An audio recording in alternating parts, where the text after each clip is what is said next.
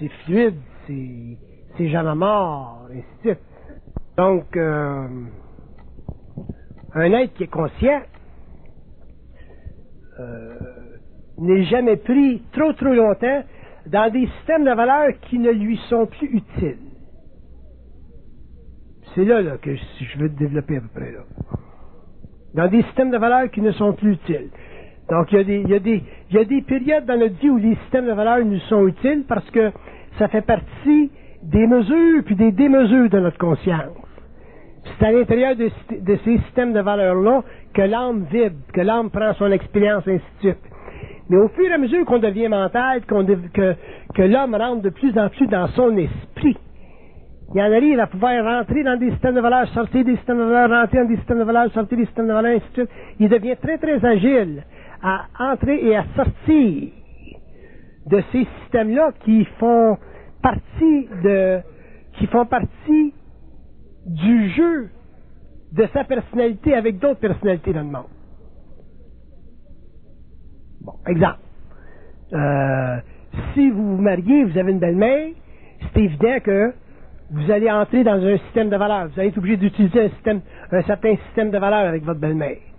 Si c'est une belle-mère québécoise, ça va être un certain système de valeurs. Si, après un certain temps, vous vous divorcez, puis vous vous remariez, puis vous rentrez, puis vous retrouvez une autre belle-mère, qui est cette fois-ci, je ne sais pas moi, marocaine. Vous allez avoir un autre système de valeurs. Puis si vous vous divorcez, vous vous remariez encore, ce que je ne vous souhaite pas, puis que vous avez une autre belle-mère qui est chinoise, vous allez être obligé de développer un autre système de valeurs. Bon. Alors, plus l'homme est agile, plus il est capable de rentrer et sortir des systèmes de valeurs. Je veux en venir à quoi en disant ça? Je veux en venir à dire que plus l'homme est conscient, plus il est libre des contraintes des systèmes de valeurs. Ça veut dire quoi, ça? Être libre des contraintes des systèmes de valeurs. Ça ne veut pas dire qu'il ne respectera pas le système de valeurs de sa belle-mère, québécoise, marocaine ou chinoise. Il va le respecter. Mais il va savoir comment en être libre en même temps. Comment en être libre en même temps. Puis, ça se joue tout là. L'individualité, la centricité, l'intelligence créative. Puis, c'est pas évident. Ça demande énormément de volonté mentale. Parce que tu es le seul juge, là. C'est toi qui vas décider comment tu vas dealer avec la belle-mère chinoise qui parle de ses ancêtres. C'est toi qui vas décider comment tu vas dealer avec la belle-mère marocaine qui est prise dans l'islamisme fondamental, par exemple, supposons. C'est toi qui vas décider comment tu vas dealer avec la belle-mère québécoise qui est avec son petit Jésus, là, puis sa Sainte Vierge, puis tous ses saints, là. Puis je parle pas de ses saints ici, tu parles des saints de l'Église. Fait que ça va prendre beaucoup de volonté mentale. Ça veut dire que ça va demander que l'homme conscient en arrive avec le temps à tester son intelligence par rapport à la réaction de la belle-mère. Comment la chinoise va réagir quand tu vas dire, oublie ça, le système des ancêtres, c'est les ancêtres ont tendance à nous fourrer. La belle-mère marocaine, c'est la même chose. Oublie ça, le rôle ancien de la femme. La femme, il faut qu'elle s'individualise, il faut qu'elle prenne sa place en société. Elle ne peut plus être dominée par l'homme. Elle va réagir, la belle-mère marocaine. Iranienne. La belle-mère québécoise, la même chose, les saints, là, c'est assez, là, mouillé, là, Saint Chrysostome, Saint Christophe, puis Saint, tu sais, l'offre-mouille, elle va réagir. Fait que tu vas être obligé de tester ton intelligence par rapport à la réaction émotionnelle d'un individu qui appartient et qui est enraciné dans la mémoire de la race. Et l'homme conscient est voué toute sa vie à tester ça. Moi, j'ai 60 ans, là, je sais pas, quelque chose de même, 60 ans, là. Quel âge j'ai, 60 ans? En tout cas, dans ce bout-là, j'étais en fusion depuis l'âge de 29 ans. Puis à partir du moment où j'ai vécu la fusion jusqu'à aujourd'hui, j'ai toujours été en train de tester mon intelligence créative par rapport aux réactions de toutes sortes de belles-mains virtuelles dans le monde. Autrement dit, tout ce qui est dans la position, moi, c'est une belle-main. Avec le temps, je suis devenu habile, puis habile, puis habile, puis habile, au point où, aujourd'hui, je suis capable de réellement avoir n'importe quelle sorte de belle-main, avoir un équilibre avec eux autres, sans qu'ils sachent que je suis totalement en dehors de leur patente. Ça demande beaucoup de maturité, beaucoup de volonté, beaucoup de patience. Vous ne pouvez pas vous attendre à ce que le monde change. Il faut que ce soit vous qui en arriviez à vous changer vous-même à un point où le monde ne réalise même plus que vous êtes plus pareil. Ça, c'est l'art de se transformer. Il faut que vous en arriviez à pouvoir vous changer vous-même. Parce que si vous voulez changer le monde, mais vous allez être un réactionnaire, un révolutionnaire, un mal adapté. Tandis que moi, ma belle-mère chinoise, elle m'adore, ma belle-mère marocaine, elle m'a envie, puis ma belle-mère québécoise, elle est folle de moi. Parce que je les ai toutes en filocuté. En firoapé. Ça prend de la patience. Fait que qu'est-ce que j'ai fait avec ma belle-mère chinoise? Quand elle me parlait de l'esprit de ses ancêtres. Là, j'ai dit, savez-vous quelque chose? Elle dit quoi? J'ai dit, savez-vous qu'est-ce que c'est un ancêtre? Elle dit, j'ai une petite idée. J'ai dit, je vais vous en donner une meilleure. Fait que là, je vais dire, donnez-moi un petit morceau de papier et un crayon. Elle va me donner son petit morceau de papier et un crayon. Puis là, je vais dire, un ancêtre, c'est... Elle va dire, vous écrivez chinois? Elle va dire, non, c'est une autre langue. C'est la langue des ancêtres. C'est la langue des ancêtres. Puis elle va dire, qu'est-ce qui vous dit l'ancêtre? Écoute ta belle-mère. Elle va être contente. Là, je vais dire, il me dit d'autres choses. Dis à ta belle-mère qu'on n'est pas aussi fin qu'elle pense. Ah. Fait que je vais jouer good cop, bad cop, good cop, bad cop, tout le temps, pour l'amener éventuellement à savoir rien qu'une chose, que je suis capable de parler aux ancêtres. Si je suis capable de parler avec ses ancêtres, j'ai déjà sur elle un avantage. Puis avec le temps, mais elle va se plier à ce que les ancêtres disent, puis un jour, elle va être bien contente de commencer à recevoir de l'information des ancêtres. C'est la même chose avec la Marocaine, c'est la même chose avec la Québécoise. Qu'est-ce qu'elle dit à Sainte-Vierge? Un peu. La Sainte-Vierge dit, je suis heureuse avec mon fils. Là, elle me dit d'autres choses. Mon fils, c'est pas Jésus. Là, elle va se dire. Mon fils, c'est tous les hommes de bonne volonté. Bernard, c'est un homme de bonne volonté. Fait que là, je vais tout y défaire ces structures. Dépendant de la nature, de la belle-mère québécoise, ce qu'eux autres connaissent, anyway. Parce qu'il ne faut pas oublier une chose. Que quand l'homme est conscient, puis qu'il commence à sortir du mode purement psychologique de la pensée, puis qu'il rentre dans une forme mentale créative ou dans une forme générative de conscience, il vient à un point où sa conscience est tellement à foin qu'à partir du moment où il est en expression, par exemple, en expression créative, il va toujours faire de la voyance. Fait qu'il parle au chauffeur de taxi, qu'il parle à la belle-mère, qu'il parle à n'importe qui, il fait toujours de la voyance, mais juste un petit peu de voyance pour déséquilibrer l'ego, mais pas pour le choquer. Parce que c'est ça que ça fait de la conscience. Ça déséquilibre l'ego un petit peu sans choquer. Moi, j'ai écrit des livres, je signe des genèses du réel là, depuis je ne sais pas combien d'années. Puis chaque fois que je signe une genèse du réel, je fais un petit peu de voyance, un petit peu. Un petit peu de voyance pour la personne, pour que la personne sache que tout est su et connu. Pas pour lui créer des chocs, pas pour lui faire une révélation de son état intérieur, c'est pas ma job. Mais pour lui laisser savoir que tout est su et connu. Puis ça permet à l'être humain de finalement comprendre que dans sa relation avec l'homme, conscient. Que ce soit une belle-mère en relation avec l'homme conscient, que ce soit n'importe qui en relation avec l'homme conscient, il n'y a pas de conflit. Il y a simplement une façon d'être qui peut devenir très, très agréable. Ça, c'est la clé. Si vous êtes capable d'en arriver à avoir une façon d'être avec l'homme inconscient qui est agréable, parce que vous avez une certaine voyance, autrement dit, parce que vous avez accès à un peu d'informations qui viennent des autres plans et qui éclairent leur plan à eux autres, éventuellement, vous allez développer des relations des relations équilibrées avec des gens qui, dans le passé, auraient pu être votre ennemi. C'est pour ça que, techniquement, un être conscient, ça n'a pas d'ennemi. Ça n'a pas d'ennemi, un être conscient.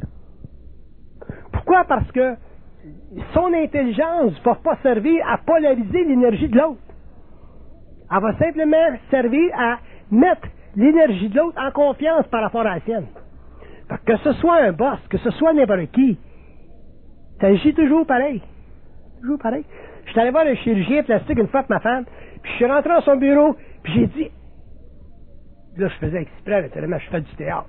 J'ai dit, êtes-vous le meilleur au monde? Pas le deuxième. J'ai dit, c'est ma femme, c'est important. J'ai dit, êtes-vous le meilleur? Sans ça, je sors tout de suite. J'ai dit, êtes-vous le meilleur? Il dit, je suis le meilleur. J'ai dit, on y va. Parce que je viens de le mettre sur mon bord. Puis, dans n'importe quelle situation humaine, il y a toujours une façon de mettre le monde de notre bord. Mais on l'oublie, cette façon-là, parce que on ne réalise pas que nous et l'autre, on est constamment manipulés. On est constamment manipulés. Dans nos relations, on est toujours manipulés. Il y en a toujours un qui nous fâche. Puis il faut qu'il y en ait un des deux qui sache que c'est de la manipulation. Bon, supposons que c'est l'homme conscient ou l'être conscient qui sait ça. À partir de ce moment-là, il est capable de désamorcer la vibration de l'autre parce qu'il sait comment est-ce que ça marche. On est toujours manipulé. Puis plus tu es conscient, mais plus tu le vois, le jeu de la manipulation, puis éventuellement, tu en deviens maître, puis éventuellement, tu te crées plus d'ennemis. Pourquoi? Parce que tu es capable de toujours équilibrer ton état mental par rapport à l'état mental d'un autre. Puis c'est là qu'à ce moment-là, vous découvrez des ennemis, alors qu'auparavant, ces gens-là auraient été des ennemis naturels. Parce que vous avez désamorcé leur ego. Quand tu utilises ça au travail, quand tu utilises ça dans une relation humaine, éventuellement, vos travaux perdurent, puis vos relations humaines perdurent. Pourquoi? Parce qu'il y a plus d'esprit que d'antagonisme animiste. L'âme, les forces de l'âme.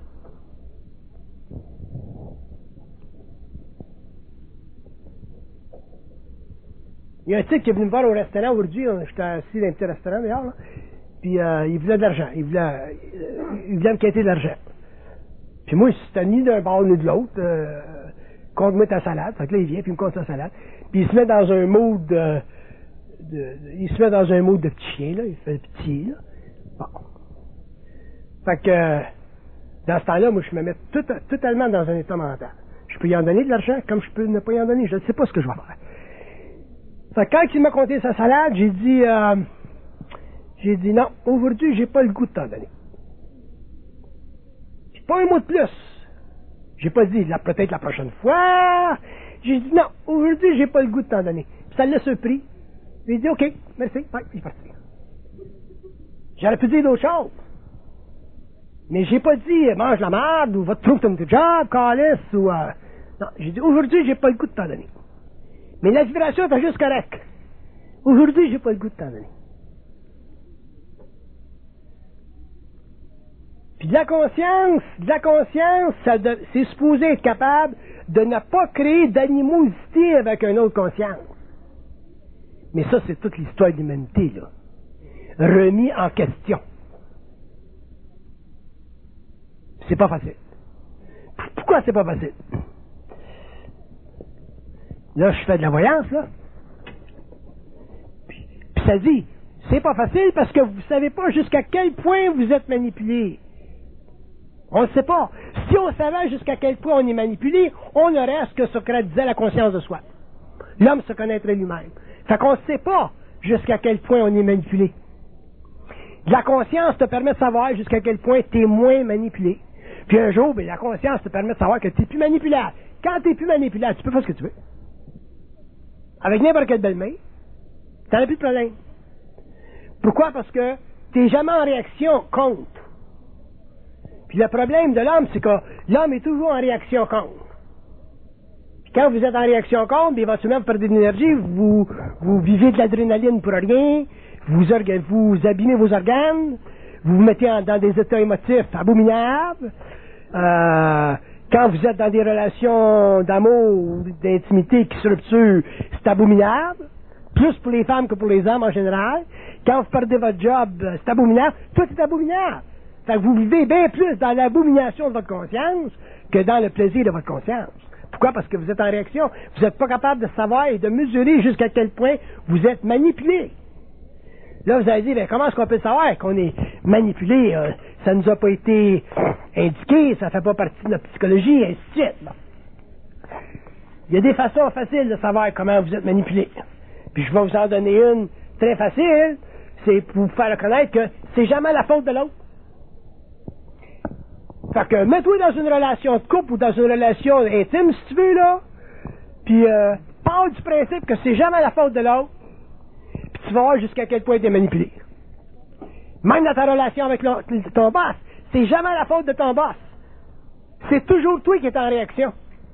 Fait que c'est toujours toi qui es manipulé, puis comme tu es manipulé, mais automatiquement tu penses que c'est la faute de l'autre, puis c'est là que le problème commence, puis ça n'a plus de fin. C'est jamais la faute de l'autre.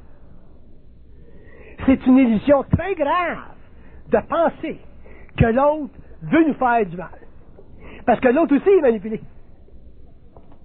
Fait que dans le fond, les deux sont manipulés. Mais celui qui prend la première décision d'attaquer ou de maintenir l'assaut ou de maintenir la mauvaise vibration, c'est lui qui est coupable de l'ignorance de la manipulation le plus.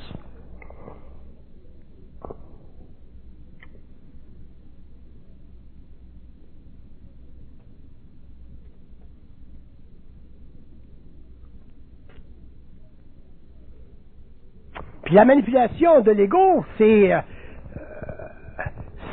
ça fait partie des structures mentales de l'évolution, ça fait partie des grands secrets de l'inconscience humaine, ça fait partie des grandes souffrances existentielles de l'homme, ça fait partie du grand contrôle des plans sur la Terre, ça fait partie de la destinée des hommes, c'est ces énergies-là qui amènent les hommes à la guerre, c'est ces énergies-là qui amènent les hommes au conflit, c'est ces énergies-là qui amènent les hommes à croire telle chose ou telle chose ou telle chose, puis de se mettre dans l'adrénaline, puis aller toujours à l'assaut de la vérité. C'est pas normal que des êtres aussi intelligents que les humains sur la planète Terre, qui ont développé des sciences comme on a aujourd'hui, soient les derniers à conquérir la conscience. On a conquéri la science, la matière avant l'esprit. Pourquoi? Parce que l'esprit, c'est très subtil. Moi, j'étais dans un état de pensée un matin, là, comme si je pensais, là, puis c'est lourd. C'est facile pour moi aujourd'hui de vivre ça, là, de voir la différence.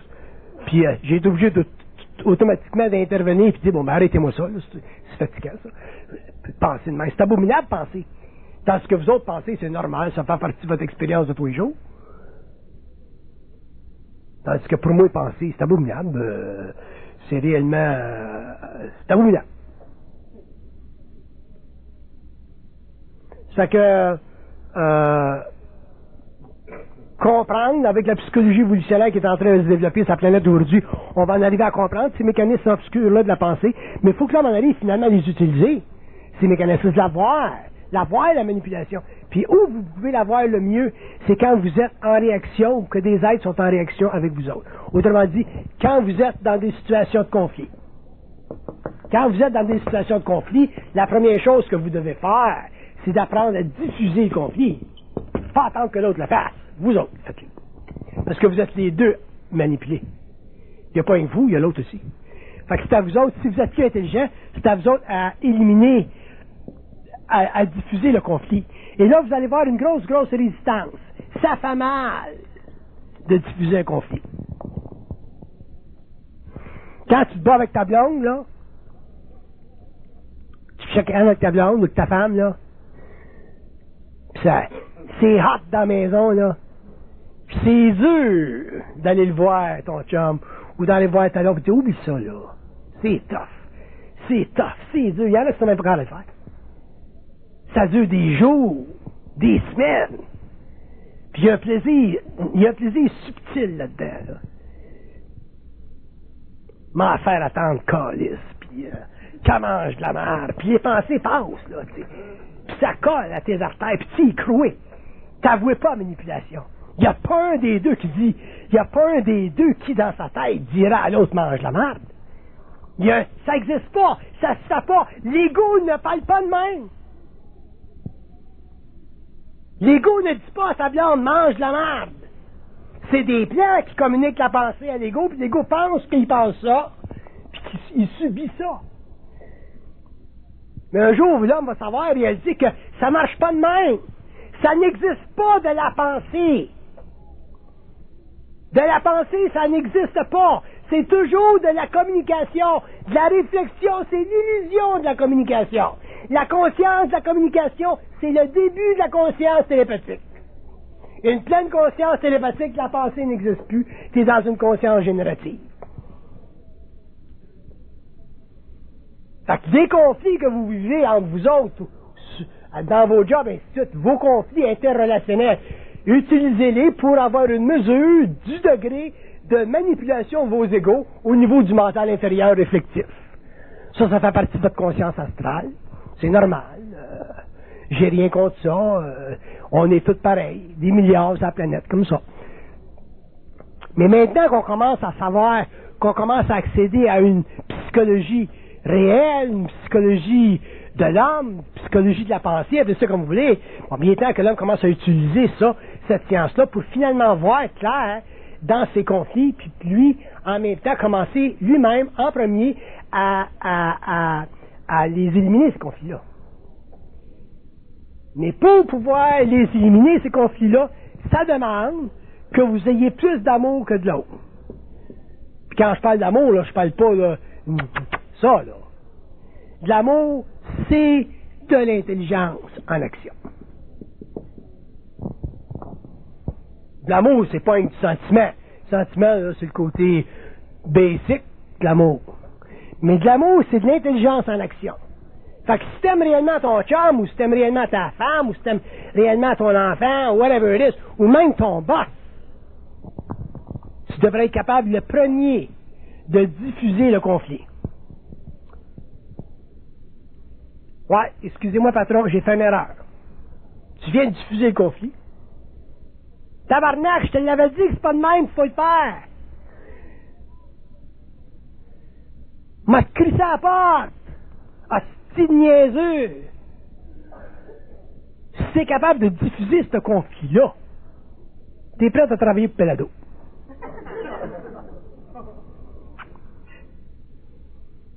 Sinon, t'es fait à l'os. Fait que regarde, qu'est-ce qu'ils disent?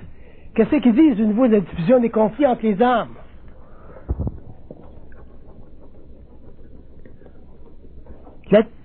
La diffusion des conflits, c'est ce qui est tout dur pour un être humain, parce que vous êtes obligé de mettre en cause vos valeurs. Tu es obligé de mettre tes valeurs en cause. Fait que tes valeurs que tu pensais, là, que c'est toi qui as raison, les valeurs que tu pensais que tu avais, tu es obligé temporairement de les mettre en suspension pour que ce soit ton intelligence qui règle le conflit. Et pour que ton intelligence règle le conflit, il faut que tu mettes tes valeurs en suspension, parce que tes valeurs vont empêcher que ton intelligence règle le conflit. Il n'y a rien de plus grave que d'avoir des valeurs. Ce sont les valeurs qui mettent les hommes en conflit. Ce sont les valeurs des races, des groupes, des ethnies qui mettent les hommes en conflit. Regardez Bosnie, Herzégovine, les Juifs, les Arabes, les Anglais, les Français. Ce sont les valeurs qui mettent les hommes en conflit. Fait que si vous n'êtes pas capable en tant qu'individu de vous élever au-dessus de vos valeurs, c'est-à-dire de commencer à mettre en action votre intelligence créative, vous ne pourrez pas éliminer les conflits et automatiquement, vous ne pourrez pas voir jusqu'à quel point vous êtes manipulé. Parce qu'à partir du moment où vous êtes conscient chez vous de la manipulation de votre mental, de vos énergies émotionnelles, de vos pensées, vous commencez déjà à entrer dans ce que j'appelle le domaine de l'esprit. C'est là que l'esprit est. Parce que dans l'esprit, il n'y a pas de conflit. Ça n'existe pas du conflit dans l'esprit. Parce que l'esprit est toujours capable de vous expliquer la condition du patron. Il est toujours capable de vous expliquer la condition de la belle-mère chinoise. Il est toujours capable de vous expliquer la condition de l'autre. L'esprit est toujours libre de la forme. C'est pour ça que dans le temps, je disais, ils ont tout le temps raison, les enfants de chiennes. Ils ont tout le temps raison. Quand tu peux parler avec les plaies, puis te faire expliquer des choses qui souvent ne sont pas évidentes, là. Tu sais, c'est pas évident, là. Ils vont toujours te dire, c'est de même, pour t'as raison. Puis tu regardes au bout de 2, 3, 4, 5 ans, ils ont toujours raison. Pourquoi? Parce qu'ils ne sont pas pris dans la forme. Tandis que nous autres, dans la matière, on est pris dans la forme. Pourquoi? Parce qu'on pense. Pourquoi? Parce qu'on pense que les pensées sont générées par nous autres. Pourquoi? Parce que les pensées ne sont pas générées par nous autres. Les pensées nous sont soufflées et en plus, souvent, elles nous sont soufflées à partir d'un plan astral qui n'est pas suffisamment dans la lumière. Fait qu'on n'est pas encore dans notre esprit. On est en convocation inconsciente avec des esprits qui souvent sont des morts. C'est même pas des ajusteurs de pensée. Fait qu'être conseillé par un ange qui est désincarné, qui est aussi stupide que nous autres incarnés, on va nulle part.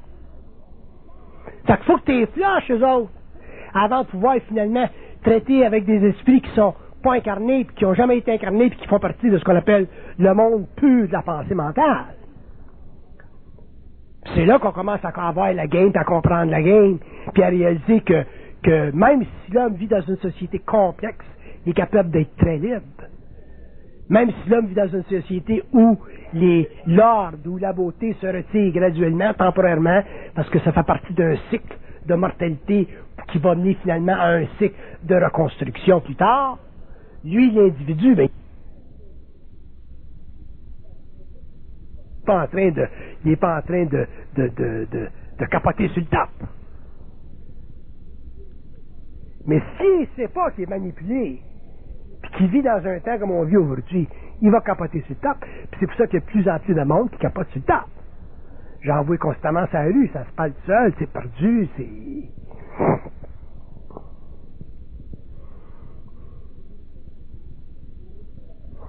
Aujourd'hui, on n'a plus la sécurité des religions.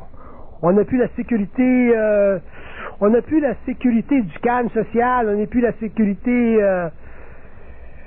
de la société agriculturelle. On vit dans des mondes où la tension, l'exploitation, la compétition, la lutte font partie de la guerre nouvelle qui est régie entre les sociétés puis entre les individus qui font partie de ces sociétés-là.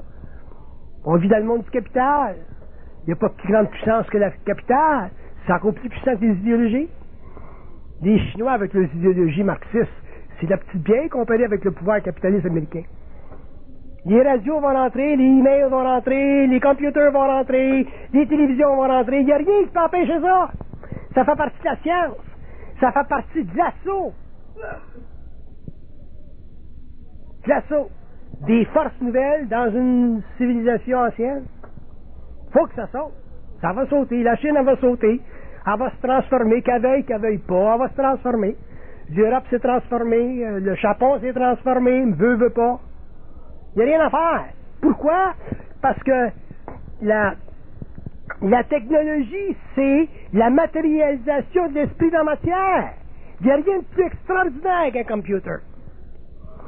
Il n'y a rien de plus extraordinaire qu'un avion à réaction. Il n'y a rien de plus extraordinaire qu'un jet, qu'un rocket qui s'en va sur la Lune.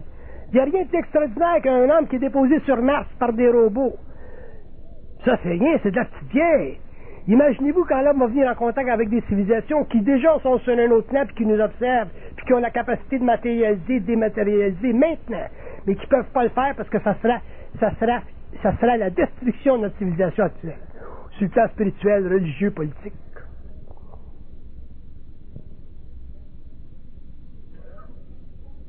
On parle des mystères depuis des siècles, des mystères de l'homme, des mystères de création, des mystères de la vie. Ça n'existe pas des mystères. Tout est su. Tout est su. Tout est compréhensible.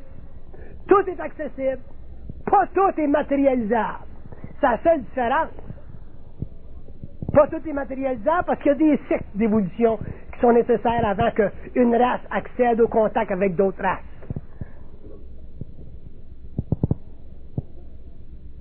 Mais tout est su. Puis quand l'homme sera en communication télépathique avec le plan mental, l'homme s'apercevra que les mystères, ça n'existe pas, et que les structures du mental, au niveau d'une conscience universelle, sont infinies. L'homme peut comprendre n'importe quoi.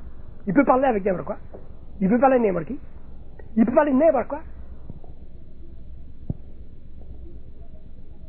Tout dépendant de sa capacité de recevoir et d'absorber l'information.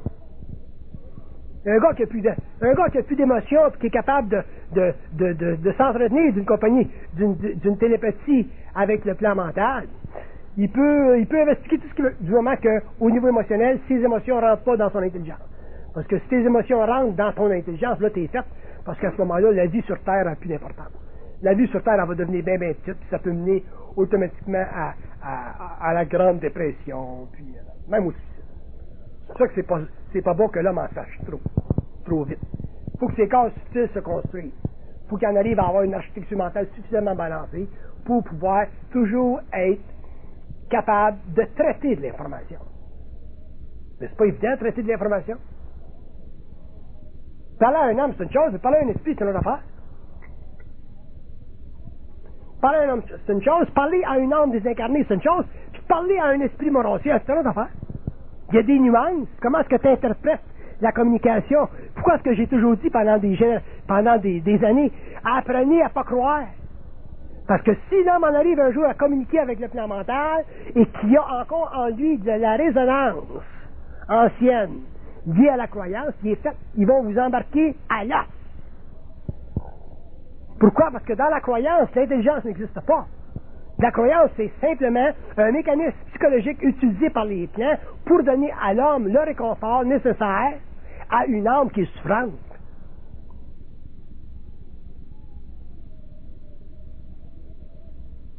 Fait que si tu demandes si tu es en communication télépathique avec un plan suffisamment avancé, puis que tu demandes, bon ben, il va-tu se passer telle chose, dans telle année, et ainsi de suite, puis on vous donne une réponse affirmative, et que émotionnellement, vous n'êtes pas capable de l'absorber, vous n'aurez pas la réponse. Parce qu'un esprit du mental va toujours vous préserver vous protéger contre votre émotion. Puis ça, c'est beaucoup dire, parce que c'est la réponse au problème du mystère chez l'homme, elle est là. Pourquoi est-ce que l'homme ne peut pas accéder au mystère? Pourquoi est-ce que l'homme ne peut pas savoir d'où vient sa civilisation, d'où vient sa race, où va sa race, d'où vient la planète, d'où va la planète, qu'est-ce que c'est une planète, qu'est-ce que c'est un soleil, qui c'est qui est la source, qu'est-ce qui était la source de la création des systèmes, des nébuleuses, qu'est-ce qui est à la source de l'énergie, qu'est-ce que c'est l'énergie, qu'est-ce que c'est l'énergie froide, qu'est-ce que c'est l'énergie chaude, pourquoi cet univers, pourquoi cet super univers, qu'est-ce que c'est l'île du paradis, qu'est-ce qui est à l'origine de l'île du paradis, pourquoi l'homme n'a pas accès à ces questions fondamentales-là? Parce que ses émotions l'empêchent de recevoir l'information sans vibrer. Tu vides, t'es fait à l'heure. Ta vie, déjà notre vie est petite. Fait qu'imaginez-vous qu'avec des réponses de même, elle devient encore plus petite. C'est pour ça que dans un sens, on peut dire que l'homme va savoir, il va pouvoir traiter de l'information, des archives akashiques, seulement quand il en arrivera un jour à plus penser.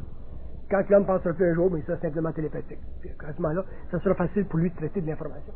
Mais en attendant, on y est plus avec des systèmes de valeurs. Puis les systèmes de valeurs qui nous affectent le plus sur une base personnelle, c'est les systèmes de valeurs qui nous mettent en conflit avec des individus souvent qu'on aime, ou avec des individus avec lesquels on travaille. Si on n'est pas capable de régler ce problème-là, parce qu'on n'est pas capable de savoir qu'on est constamment manipulé, comment voulez-vous qu'on puisse traiter avec les mystères? Bon.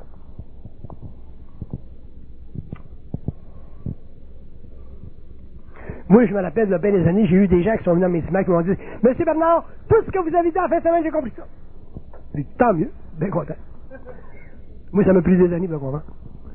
Tout un petit peu plus vite. Parfait, no problem. Et j'ai vu venir ces gars-là après 10 ans. Oh. M. Bernard, je n'ai vécu une tabarnak de période après ça. Ça a été dur. Ils m'ont mis sur le cul. Là, il dit, je commence à comprendre. J'ai dit, après 10 ans, tu commences à comprendre? Il dit, ouais. Je dis pas, ben, t'es apprécié. Je dis pas, ben, t'avais de l'orgueil spirituel. Je dis rien. Je dis simplement que, finalement, je suis content. Il commence à comprendre.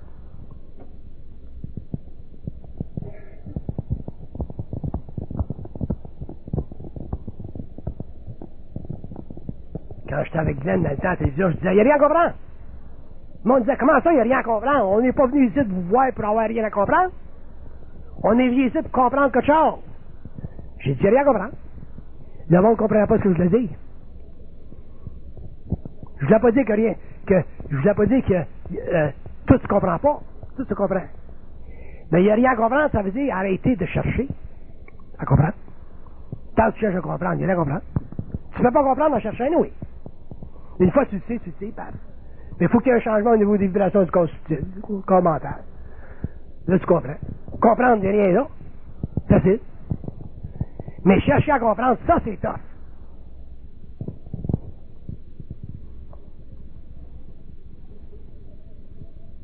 Moi, je donne des conférences depuis 20 ans parce que j'ai pas commencé à parler. J'avance. Un jour, je vais mourir, puis il y en a d'autres qui vont continuer, puis ça va continuer, puis ça va continuer. Ça n'a plus de fin, ça. Là. Pourquoi? Parce que les systèmes de valeurs qu'on avait avant, ça ne sert plus. Fait qu'il vient un jour, des systèmes de valeurs, tu n'as plus. Moi, j'en ai plus de système de valeurs. Si vous me posez une question aujourd'hui qui est à point, je vais vous donner une réponse qui est à point. Si je ne l'ai jamais répondu, puis je vais répondre là. Je vais apprendre quelque chose, right now. Mais si vous n'êtes pas capable de vivre le mouvement instantané d'une conscience générative, la vôtre, votre propre conscience générative, mais à ce moment-là, temporairement, vous allez être obligé de la vivre par rapport à des gens qui l'ont, ou qui l'ont un petit peu plus que vous. Ça va vous amener avec le temps à réaliser que vous aussi, vous l'avez, cette affaire-là.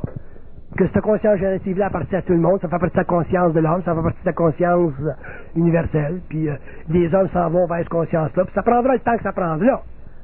Mais ça va vous forcer à remettre en question vos systèmes de valeurs.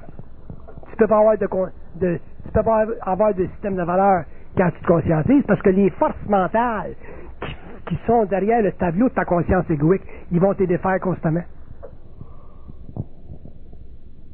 Fait que, où tu apprends en premier, le meilleur endroit pour apprendre la destruction de tes systèmes de valeurs, bon, c'est dans le conflit.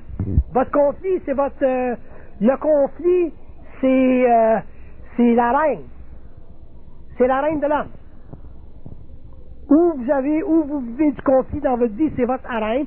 Puis testez-vous là, dans cette arène-là, parce que vous allez être obligé de mettre de côté votre système de valeurs pour que votre intelligence se mette en action puis qu'elle neutralise le conflit. Puis c'est là que vous allez commencer à comprendre des mécanismes subtils et obscurs de la manipulation.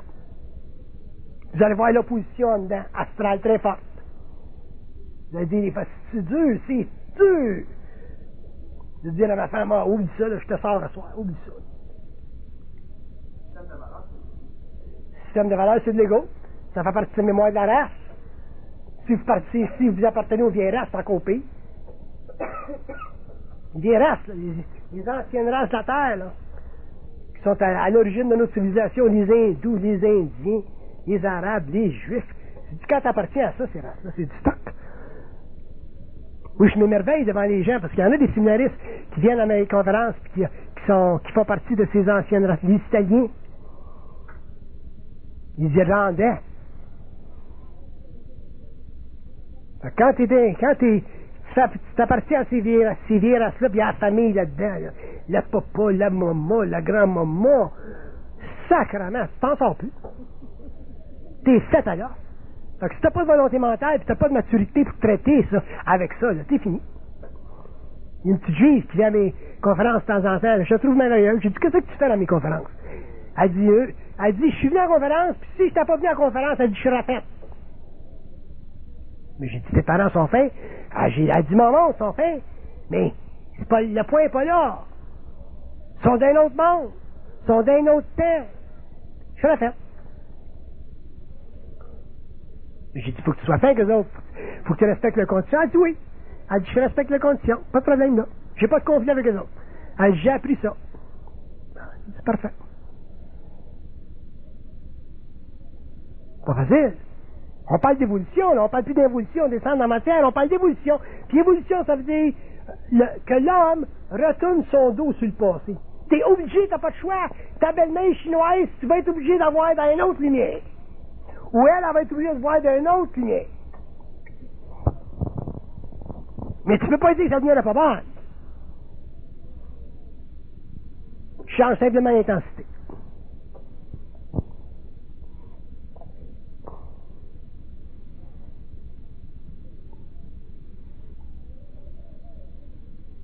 Faites attention à l'astrologie. Parce que les gens qui sont... C'est très populaire aujourd'hui, l'astrologie. Les gens regardent les signes, les ci, les ça.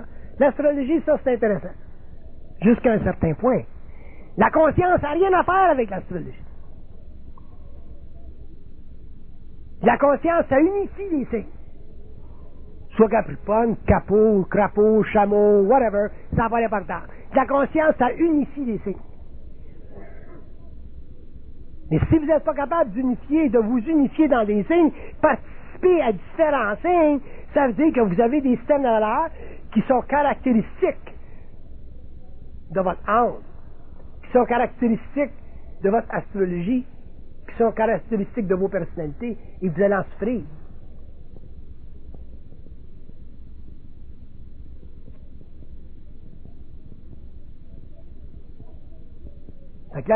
L'astrologie, c'est pas une finalité dans la découverte de l'âme. C'est un outil temporaire qui permet de traiter temporairement avec des aspects nuancés de ta personnalité. Et l'homme, il faut qu'elle soit que ça, il faut qu'elle ait en conscience. Il faut que l'homme en arrive à être capable de ne plus créer ou de ne plus être victime de conflits avec des individus qui ont des signes totalement différents de lui-même. Sinon, il n'y a pas d'intelligence. Vous êtes encore dans la personnalité.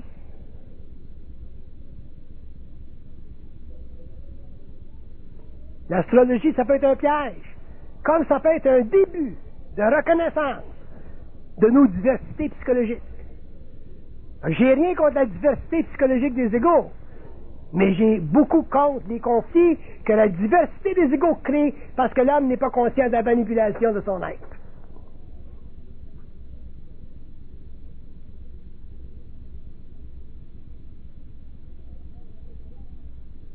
Tu vas faire un petit peu de voyance, Kat.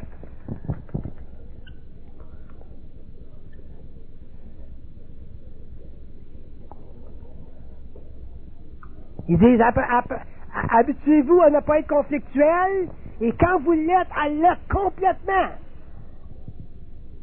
Moi, je suis pas conflictuel. Mais si un gars m'accroche sa rue, il risque que je le devienne complètement. Ça veut dire quoi, ça? Ça veut dire que je vais ouvrir mes sens, je vais laisser passer mon énergie complètement, puis je vais le neutraliser complètement. Je vais lui donner une leçon complètement. Mais pour ça, faut que lui aille loin dans le conflit. Faut qu'il ne soit pas réconciliable. Il y en a des gens qui ne sont pas réconciliables au niveau du conflit. Là, à ce moment-là, ben, tu y vas complètement, puis tu leur donnes une bonne leçon sans trop leur faire mal. Tu les arrêtes. Fortement. Mais ça arrive une fois de temps en temps.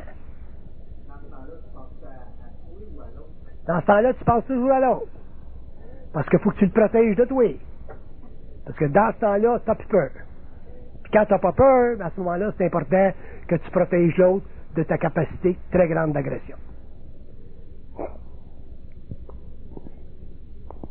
Oui, je me rappelle, il y a bien des années, j'ai fait du taxi. Puis un gars qui était sorti de mon taxi, j'étais loin, j'étais quelque part à Dorval. Puis quand il vient de me payer, il sort puis il saute. Fait que là, je suis allé le chercher. Puis je courais, je me rappelle, je courais après lui dans le. J'ai dit, mon tabarnak, comment je courais pendant 2 semaines? M'en t'avoir. Puis j'ai crié ça dans les corridors, des ruelles. Puis il est arrivé à un point, j'étais en santé dans ce temps-là. Puis il est arrivé à un point, je l'ai accroché. Puis quand je l'ai accroché, le gars, il avait peur.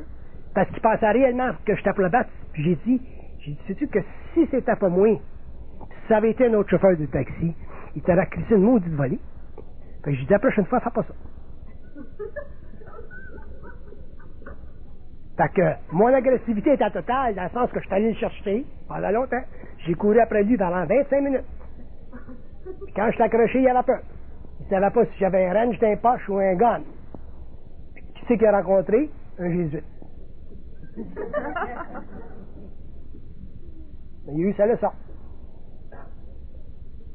Fait que l'agressivité, quand tu es conscient, il faut que tu la contrôles. Sans ça, ben, tu es simplement comme des gens inconscients. Puis, là, c'est un créateur de conflit. Au lieu de régler le conflit d'une façon intelligente. Mais si j'avais eu un système de valeurs, j'aurais donné une volée.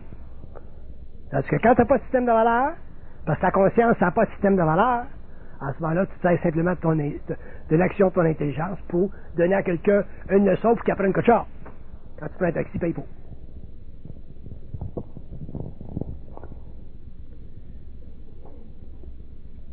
Mais je me rappelle du petit gars. Il était pas gros.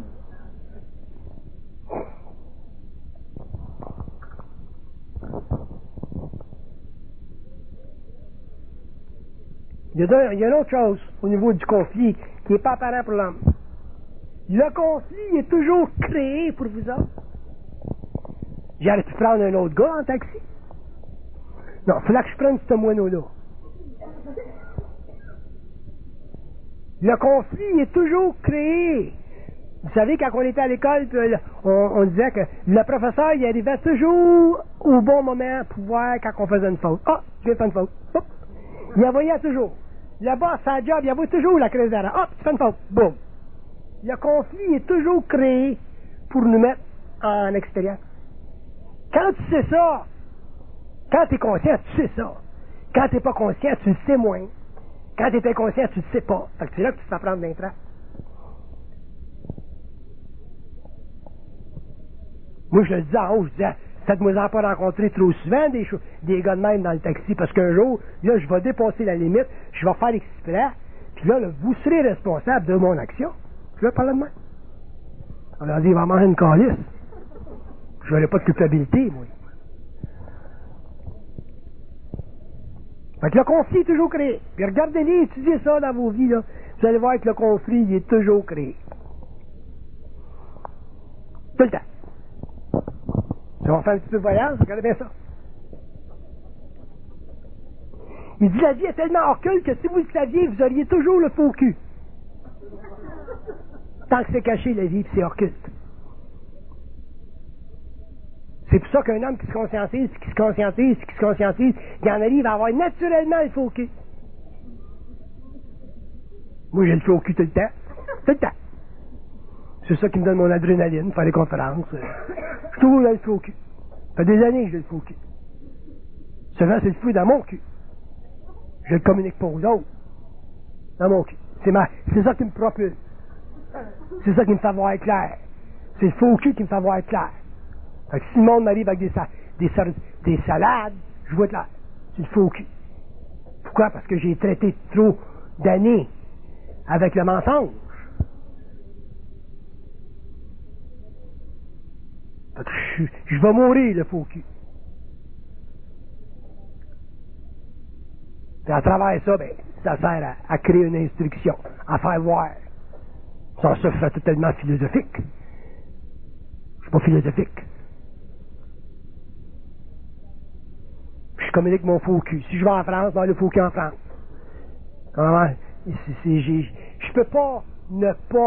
Je peux pas communiquer sans vibrer cette énergie-là parce que je vois trop clair.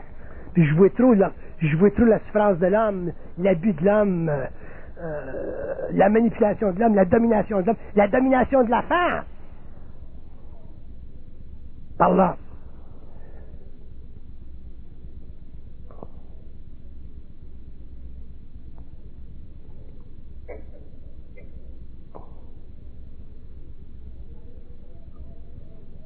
La femme est très très souffrante dans le monde. Là, on ne le sait pas, on ne le voit pas, on ne le réalise pas, mais la femme, elle est toujours souffrante dans le monde. La femme, elle est beaucoup moins... La femme, elle est beaucoup moins...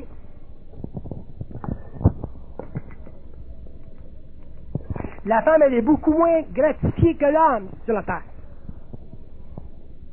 Beaucoup moins gratifiée que l'homme sur la terre. Parce que ses valeurs sont différentes, sa nature est différente.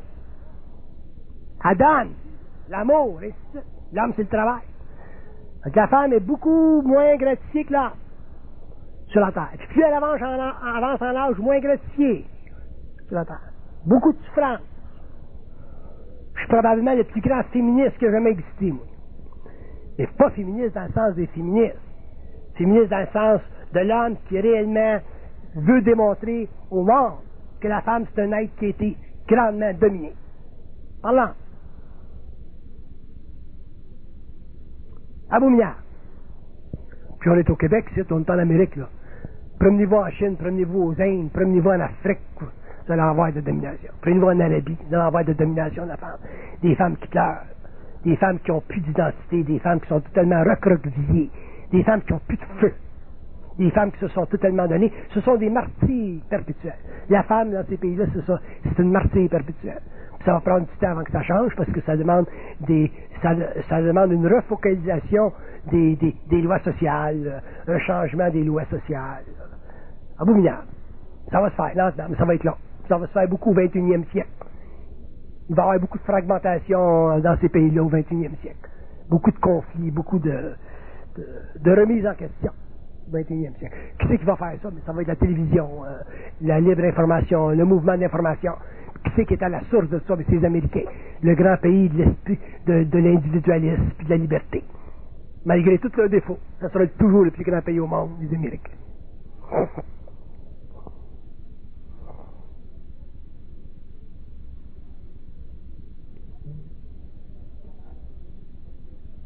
Fait que la femme, elle va se prendre en main, mais ça va être long. Ça commence en Amérique avant, en Europe après, en Asie après, en Afrique après. C'est un grand processus d'évolution. S'il y a des êtres extraordinaires, c'est les femmes. S'il y a des êtres qui nous traitent aux petits oignons, c'est les femmes. Puis on ne le voit pas, puis on ne le sait pas. On le reconnaît. On dit, ouais, c'est vrai, ma femme est bien bonne. Ma blonde est bien fine. Puis c'est quand tu es seul que tu le réalises le plus. Comment que la femme est extraordinaire. Puis même souvent, la femme, elle se réalise même pas qu'elle est extraordinaire. Parce qu'elle a été habituée pendant des siècles à la servitude. C'est normal. C'est son rôle de servir l'homme. Un jour, ça va changer, puis avec la femme consciente, ça va réellement changer, c'est évident. Il n'y a pas un couple stupide qui peut résister à une femme consciente. Une femme consciente, c'est du stock.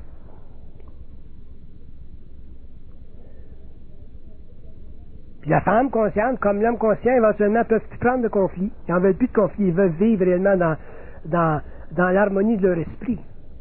Pas l'harmonie hindoue, là. Assis en dessous d'un arbre. Une harmonie réellement fondée sur le mouvement d'intelligence. Pas le remue-ménage des émotions spirituelles.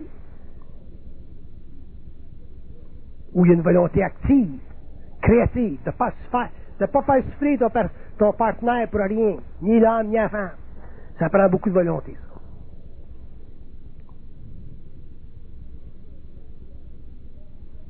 Si on regarde l'évolution de l'homme, quand ils disent l'homme apprendra à aimer, il n'y a aucune idée qu'est-ce que c'est. Puis la femme, elle apprendra à ne plus servir. Dans le sens ancien du terme. La femme apprendra à ne plus servir. Pourquoi? Parce qu'ils disent que le service est le résultat de cette domination. C'est pas un service agréable que la femme aime rendre.